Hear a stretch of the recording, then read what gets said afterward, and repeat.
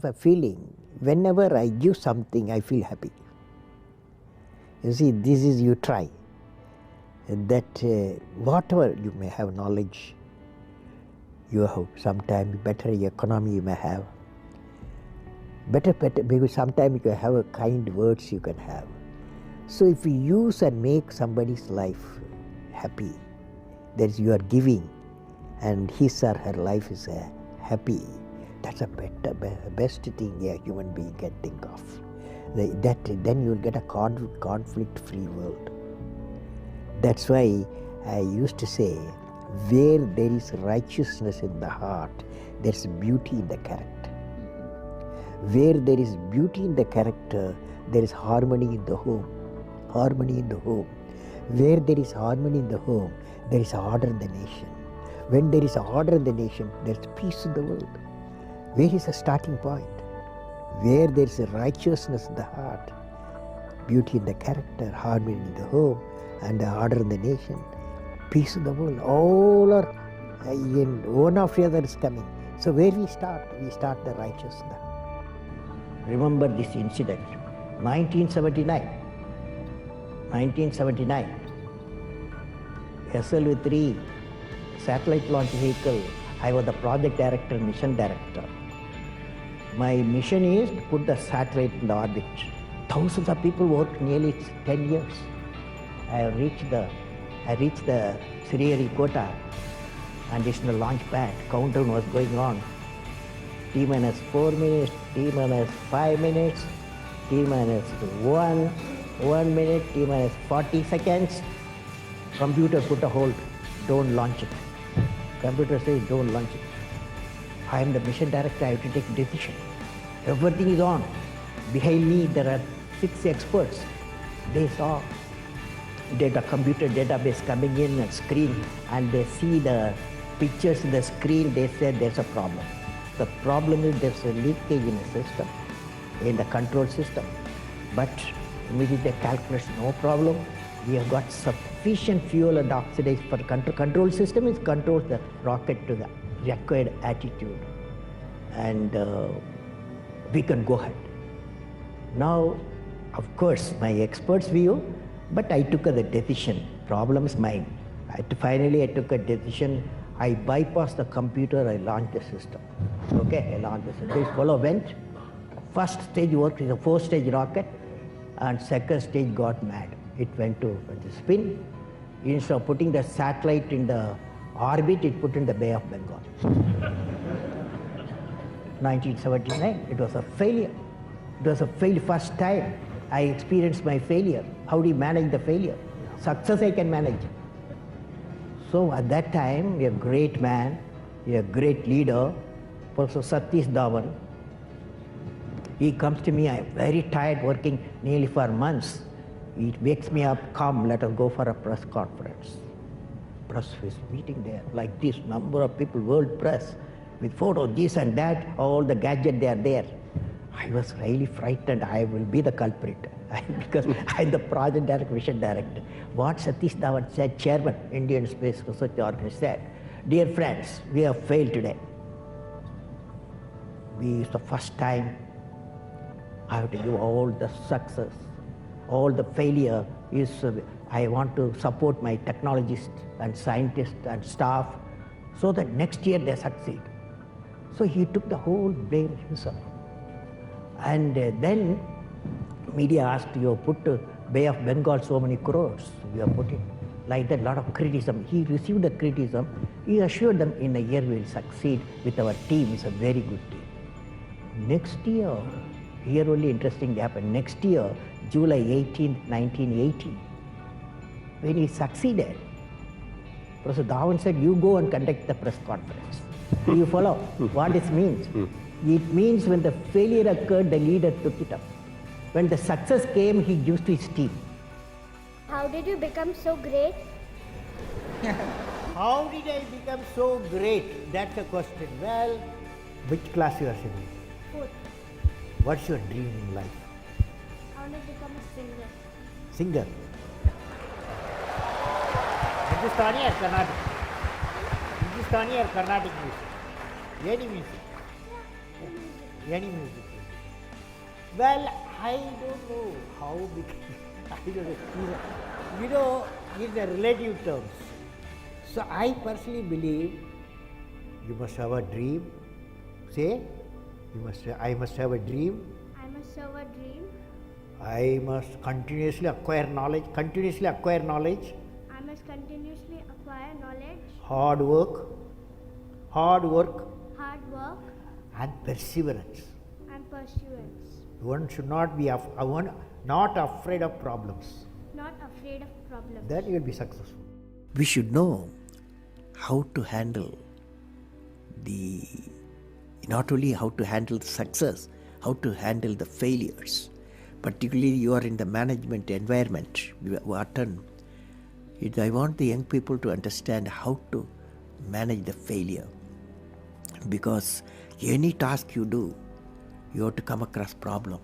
Problem should not become the captain of the individual or the project chief. And the project chief should become the captain of the problems and defeat the problem and succeed. And for a culture of excellence. The excellence not by accident. It is a process where an individual continuously strives to better oneself. The performance standards are set by themselves. They work on their dreams with focus and are prepared to take calculated risk and do not get deterred by failures as they move towards their dreams. Then they step up their dreams as they tend to reach the original targets. They strive to work to their potential. In the process, they increase their performance, thereby multiplying further their potential. This is an unending life cycle phenomena, culture of excellence. They are not in competition with anyone else but themselves. That is a culture of excellence.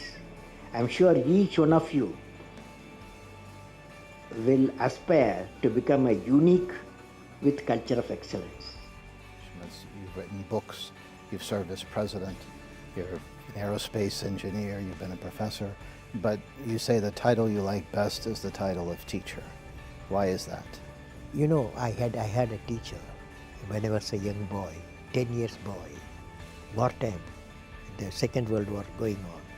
At that time, I used to see in my class, 5th class teacher, in science teacher, his name is Sivasubramania Iyer. He entered the classroom and we used to see the radiation of knowledge from him. When he enters the classroom, my teacher, I see a radiation of purity of life. And the way he taught, my dream got shaped. What should be my way of life? He is the person, the teacher gave me the vision of my life when I was a young fellow.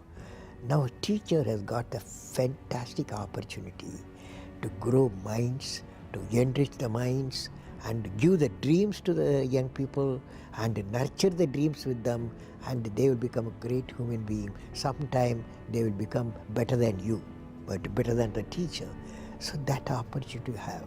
And also the teacher, like what I am doing, I am a professor, I can also do the research. Young researchers will work with me. That's a great pleasure when they get the PhD. History has proven that those who dare to imagine the impossible are the ones who break all the human limitations. In every field of human endeavor, whether science, medicine, sports, arts or technology, the names of the people, just now I listed some of the names of the people who imagined the impossible are engraved in our history. By breaking the limits of their imagination, they change the world. You take C.V. Raman, you take Newton, you take Einstein, you take Chandrasekhar. By breaking the limits of their imagination, they change the world. Carefully hear me what I am saying.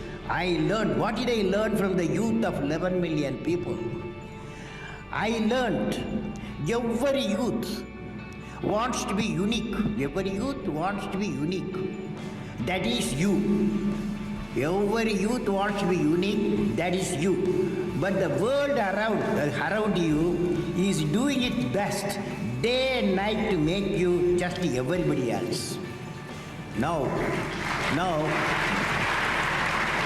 the question is whether you want to be you or everybody else. You? You want to be you?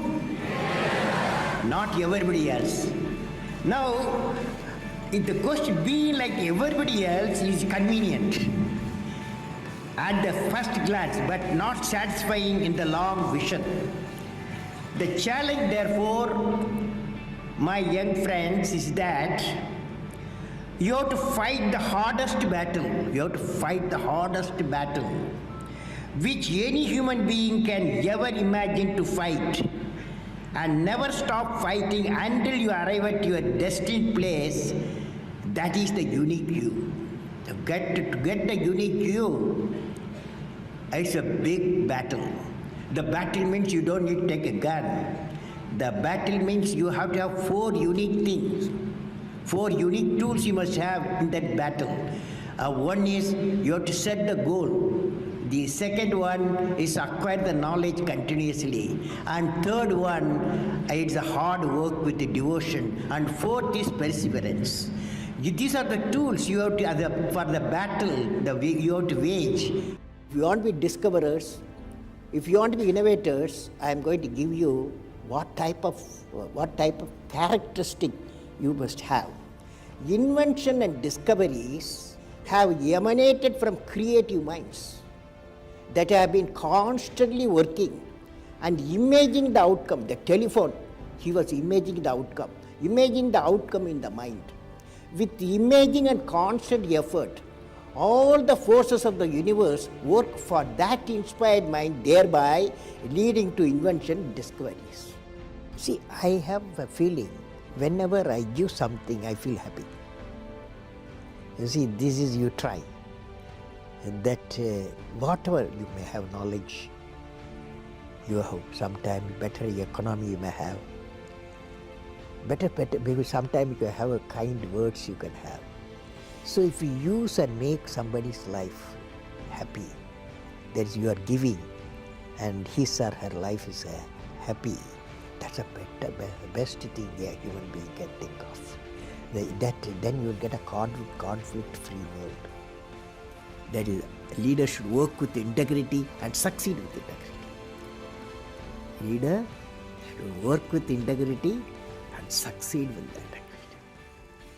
And I believe President, since you asked the question, has to be continuously in touch with the people. Rashtrapati Bhavan, where I was there, became a People's Bhavan. Instead of Rashtrapati Bhavan, it becomes People's Bhavan. And also I travel into the whole state, cutting across hill, deserts and sea. I was in touch with millions and millions of people.